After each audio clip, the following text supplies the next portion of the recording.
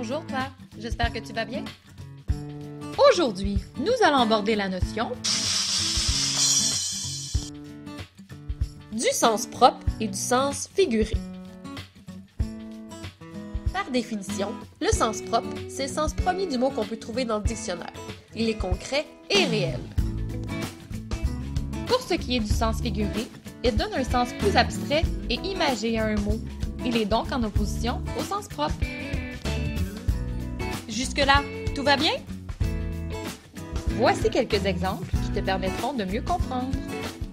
Observe le sens du mot « dévorer » dans les deux phrases suivantes. Phrase 1. Le lion peut dévorer sa proie très rapidement. S'agit-il du sens propre ou du sens figuré? Dans cette phrase, le sens du mot « dévorer » signifie que l'animal mange. C'est donc un fait réel qui mène au sens courant et concret du mot « dévorer ». Il s'agit donc du sens propre. Phrase 2. Julie peut dévorer son livre préféré en une journée. S'agit-il du sens propre ou du sens figuré? Dans la phrase 2, le sens du mot « dévorer » ne fait pas référence à l'action de manger. Il fait plutôt référence à l'action de lire avec avidité et passion. Il s'agit donc du sens figuré. C'est donc dire qu'on peut utiliser un même mot sans que celui-ci n'ait le même sens. Exerçons-nous avec le mot manteau. J'ai un beau manteau noir. C'est au sens propre puisqu'il s'agit de l'objet réel. Le sol est recouvert d'un manteau blanc. C'est au sens figuré car le manteau blanc est une expression imagée qui parle de la neige. Finalement, le manteau de la cheminée est décoré. C'est au sens figuré car cela fait référence à la devanture de la cheminée et non pas un vrai manteau. Attention, lors du dernier exercice, nous avons vu que le mot manteau pouvait avoir deux sens figurés. Toutefois, ces deux exemples n'avaient pas la même signification.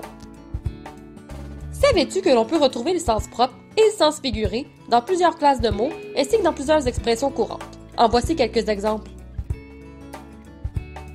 Commençons avec le verbe « tomber ». Au sens propre, on peut dire « tomber dans l'escalier ». Au sens figuré, on peut utiliser l'expression poétique « tomber en amour ». Poursuivons avec le nom « perle ». Au sens propre, on peut dire « je porte un collier de perles ». Au sens figuré, on peut dire « ma mère est une perle », ce qui renvoie à sa bonté et non pas à un objet. En résumé, le sens propre, c'est le sens le plus courant. Il a une signification concrète et c'est la première définition que l'on peut trouver dans le dictionnaire.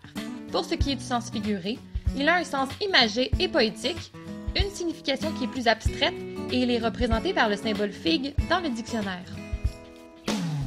Cette notion va te permettre d'employer un vocabulaire plus varié, de comprendre le double sens de certains textes et d'utiliser des expressions plus imagées. J'espère que cette capsule t'a aidé à différencier le sens propre du sens figuré.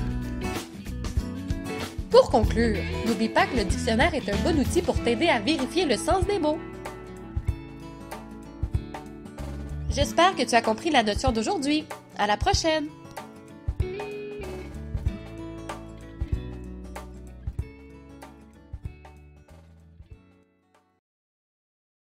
Created using Powtoon.